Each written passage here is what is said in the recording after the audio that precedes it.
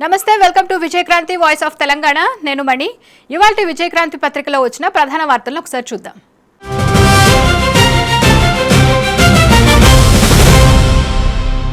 హస్తం పార్టీలో అసంతృప్తి స్వరాలు రోజురోజుకు పెరిగిపోతున్నాయి. వనపర్తిలో చిన్నారెడ్డి వర్సెస్ మేఘారెడ్డి, ఆదిలాబాద్లో మంత్రి జూపల్లి ఎదుటే రెండు వర్గాల మధ్య వాగ్వాదం. తరచూ అసమ్మతి గళం వినిపిస్తున్న మునుగోడు ఎమ్మెల్యే రాజగోపాల్ రెడ్డి, ఆ వ్యాఖ్యలను సమర్థించిన ఎమ్మెల్యే అనిరుద్ రెడ్డి. ఇలా కాంగ్రెస్ పార్టీలో ఎవరికి వారే యమునా తీరే అన్నట్టు సాగుతోంది. ట్యాంక్ బండ్ పై సర్దార్ సర్వాయి పాపన్న గౌడ్ విగ్రహాన్ని ముఖ్యమంత్రి రేవంత్ రెడ్డి ఆవిష్కరించారు.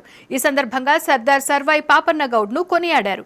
మహారాష్ట్రకు ఛత్రపతి శివాజీ అయితే తెలంగాణకు సర్దార్ సర్వాయి పాపన్న గౌడ్ అని అన్నారు. త్వరలోనే గౌడ నేత కార్మికులకు పింఛన్లు అందజేస్తామని హామీ ఇచ్చారు. హైదరాబాద్ లో హెచ్ ఫాస్ట్ ఫుడ్ సేఫ్టీ అధికారులు సంయుక్తంగా 130 కేంద్రాల్లో తనిఖీలు చేశారు. ఆ తనిఖీల్లో 36 టన్నుల నకిలీ సరుకును మరియు కల్తీ నెయ్యిని సీజ్ చేశారు. ఆ కల్తీ నెయ్యిని హైదరాబాద్ లోని పలు హోటళ్లకు, రెస్టారెంట్లకు, ఫంక్షన్ హాళ్లకు, స్వీట్ షాపులకు సరఫరా చేస్తున్నారని గుర్తించారు.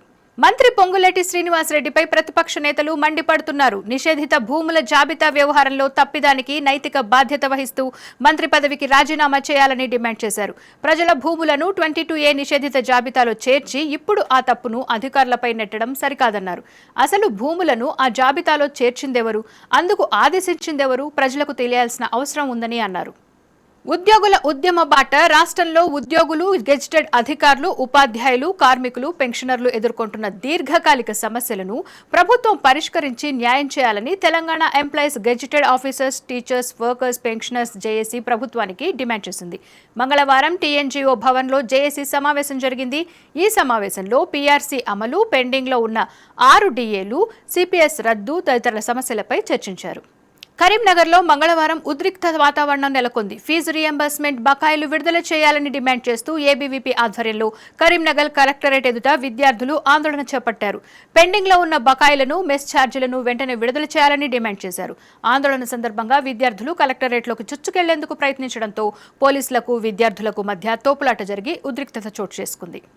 ఎల్నినో వేళ నీటి కోసం ఆకాశం వైపు ఆశగా చూడటం కంటే జలాశయాల్లో వాస్తవిక నిల్వలు, ప్రవాహాలు, వినియోగానికి అందుబాటులో ఉన్న నీటిపై స్పష్టమైన లెక్కలతోనే జల నిర్వహణ చేపట్టాలని రాష్ట్ర నీటిపారుదల శాఖ మంత్రి ఉత్తమ్ కుమార్ రెడ్డి స్పష్టం చేశారు.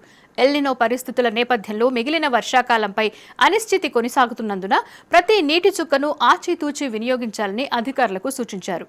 కేంద్ర మంత్రి కుమారస్వామి సోనియా గాంధీపై తీవ్ర విమర్శలు చేశారు. సోనియా గాంధీ నరనరాల్లో ఇటాలియన్ రక్తమే ప్రవహిస్తుందని, అందుకే ఆమె వందే మాతర గీతాలాపనను ఆపారు. ఇప్పుడు ఆ వాస్తవాన్ని కప్పిపుచ్చాలని చూస్తున్నారని అన్నారు. ఆమె భారతీయురాలు కాదు. రాజీవ్ గాంధీని వివాహం చేసుకున్న తర్వాత ఆమె ఇక్కడికి వలస వచ్చారని తీవ్రమైన విమర్శలు చేశారు. దీంతో కాంగ్రెస్ పార్టీ లీడర్లు ఆయనపై మాటలతో ఎదురుదాడి చేశారు. పేద ప్రజల సొంతింటి కలను సాకారం చేయాలనే సంకల్పంతో ప్రజాప్రభుత్వం ప్రతిష్టాత్మకంగా చేపట్టిన ఇందిరమ్మ ఇళ్ల పథకంలో సిమెంట్ పరిశ్రమలు భాగస్వాములు కావాలని రాష్ట్ర రెవెన్యూ, హౌసింగ్ శాఖ మంత్రి పొంగులేటి శ్రీనివాసరెడ్డి విజ్ఞప్తి చేశారు. ఇందిరమ్మ ఇళ్లకు సిమెంట్ పరిశ్రమలు కూడా సహకారం అందించాలని కోరగా ఒక్కో బస్తాను 230 రూపాయలకు ఇవ్వడానికి యాజమాన్యాలు అంగీకరించాయని మంత్రి హర్షం వ్యక్తం చేస్తూ కృతజ్ఞతలు తెలిపారు. రాష్ట్రంలోని లైసెన్స్డ్ సర్వేయర్ల సమస్యలను ప్రభుత్వం పరిష్కరించాలని డిమాండ్ చేస్తూ Telangana revenue licence surveyors association ఆధ్వర్యంలో మంగళవారం నారాయణగూడలోని సర్వే భవన్ ఎదుట ఆందోళన నిర్వహించారు. సర్వే భవన్ ను ముట్టడించేందుకు సర్వేయర్లు పెద్ద సంఖ్యలో తరలి రావడంతో పోలీసులు వారిని అడ్డుకున్నారు. పరిస్థితి ఉద్రిక్తంగా మారడంతో పలువురు సర్వేయర్లను పోలీసులు అరెస్ట్ చేశారు.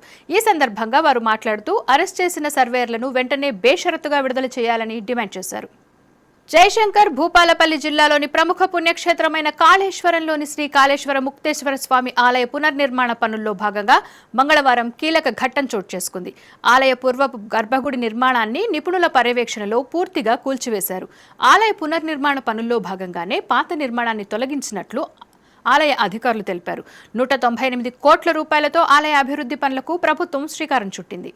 ఇవి విజయక్రాంతి వాయిస్ ఆఫ్ తెలంగాణలో ఉన్న ప్రధాన అంశాలు. ఇప్పుడు ఇతర వార్తాపత్రికల్లో వచ్చిన వార్తల్ని ఒకసారి చూద్దాం.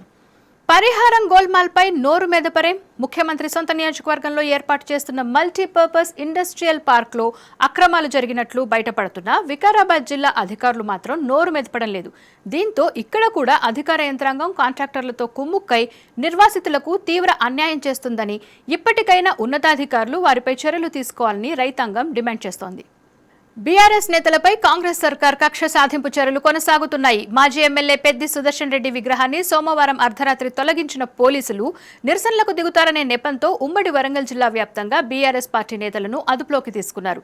దీంతో గులాబీ శ్రేణులు భగ్గుమన్నారు. పెద్ది అభిమానులు ఉమ్మడి వరంగల్ వ్యాప్తంగా ఆందోళనలు చేపట్టారు. బీఆర్ఎస్ తరపున ఎమ్మెల్యేగా గెలుపొందిన దానం నాగేందర్ ఆ పార్టీకి రాజీనామా చేయలేదని, కాంగ్రెస్ లో చేరినట్టు ఎక్కడా ప్రకటించలేదని, కాంగ్రెస్ పార్టీ ప్రాథమిక సభ్యత్వాన్ని కూడా తీసుకోలేదని ఆయన తరపు న్యాయవాది హైకోర్టులో వాదించారు. ఖైరతాబాద్ ఎమ్మెల్యే దానం నాగేందర్ తరపున సీనియర్ న్యాయవాది గౌరవ్ అగర్వాల్ వాదనలు వినిపిస్తూ కేవలం ఫోటోలు, మీడియా కథనాల ఆధారంగా పార్టీ మారినట్టు నిర్ధారించి ఎమ్మెల్యేపై అనర్హత వేటు వేయాలని కోరడం చెల్లదన్నారు. రాష్ట్రంలో నిషేధిత భూముల జాబితా ప్రకంపనలు సృష్టిస్తున్నాయి. ఎప్పుడూ జరగని విధంగా గ్రామాలు, కాలనీలు, లక్షల ఎకరాల్లో భూములు 22A పరిధిలోకి వెళ్లిపోయాయి. 1,00,000 కోట్ల ఆస్తులు బ్లాక్ లిస్టులో చేరిపోయాయి. దీంతో ప్రభుత్వం దిగిరాక తప్పలేదు. 22A జాబితాలో ఏ ఒక్కరికి అన్యాయం జరగనివ్వమని, వివాదం లేని వాటిని బై నెంబర్లు వేసైనా అన్బ్లాక్ చేస్తామని ప్రకటించాల్సి వచ్చింది. అయితే ఇదంతా నాణానికి ఒకవైపు మాత్రమే. హైదరాబాద్ శివార్లోని కొన్ని నెలలుగా అసైన్డ్ భూములకు యథేచ్ఛగా ఒప్పందాలు జరిగిపోతున్నాయి. పెట్టుబడులేం రావు, హడావిడి ఆపండి. కేబినెట్ మొట్టికాయలతో వెనక్కి తగ్గిన సీఎం రేవంత్ రెడ్డి విదేశీ పర్యటన 19 రోజుల నుంచి 11 రోజులకు కుదింపు. చైనా, జర్మనీ దేశాల టూర్ను రద్దు చేసుకున్న ముఖ్యమంత్రి నేడు ఇంగ్లాండ్కు, అనంతరం అమెరికాకు వెళ్లనున్న Revanth. Telangana rising global summit కోసమంటూ ప్రచారం. గత సదస్సులో 5.75 లక్షల కోట్ల పెట్టుబడులంటూ బిల్డప్ వచ్చింది. 30,000 కోట్లేనంటూ అధికార వర్గాలు. ముఖం దాటేసిన పార్టీ అధిష్టానం, పారిశ్రామిక దిగ్గజాలు.